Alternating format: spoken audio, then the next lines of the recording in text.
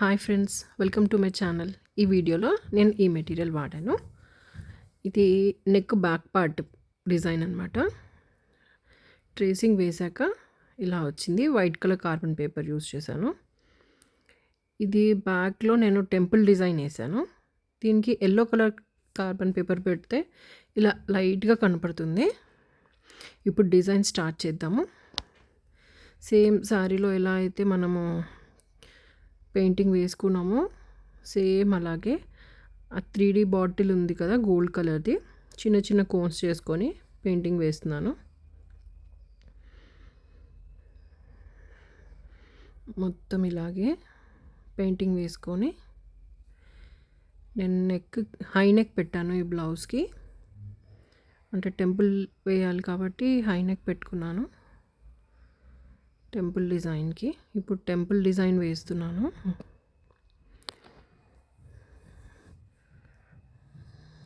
మధ్యలో కోన్ సరిగ్గా రాలేదని క్లియర్ చేసుకుంటున్నాను. మీరు ఎక్కడైనా స్టాప్ చేస్తారు కదా, అప్పుడు ఒక్కసారి కోన్ క్లియర్ చేసుకోవాలి, లేదంటే ఎయిర్ బబుల్స్ అవి ఇవి ఫిల్ అయిపోతాయి కదా, అందుకనేసి.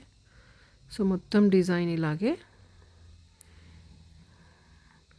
డిజైన్ అంతా ఫినిష్ అయ్యేదాకా ఇలాగే వేసుకొని నేను కుందన్స్ బ్లౌజ్ అంతా స్టిచ్ అయ్యాక కుందన్స్ అతికిచ్చానండి. కొన్ని టైమ్స్ మనకి మెషిన్ మీద కుడుతుంటే నీడిల్స్ ఇరిగిపోతాయి కదా, అందుకనేసి పెయింటింగ్ అంతా వేసిన తర్వాత కుందన్స్ పెట్టాను.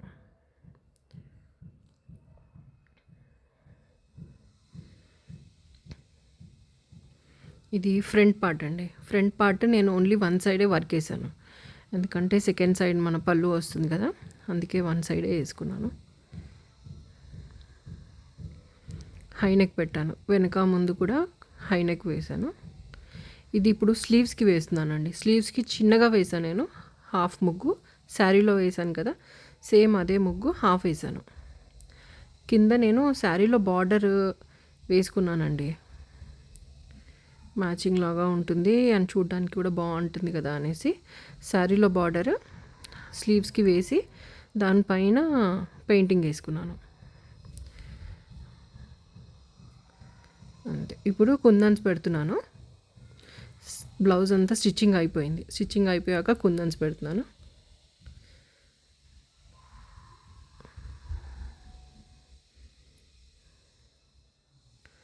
ఒకసారి నేను శారీ కట్టుకున్నాక ఎలా ఉంటుందో ఆ పిక్స్ కూడా పెడతాను, వాచ్ చేస్తూ ఉండండి నా ఛానల్ని.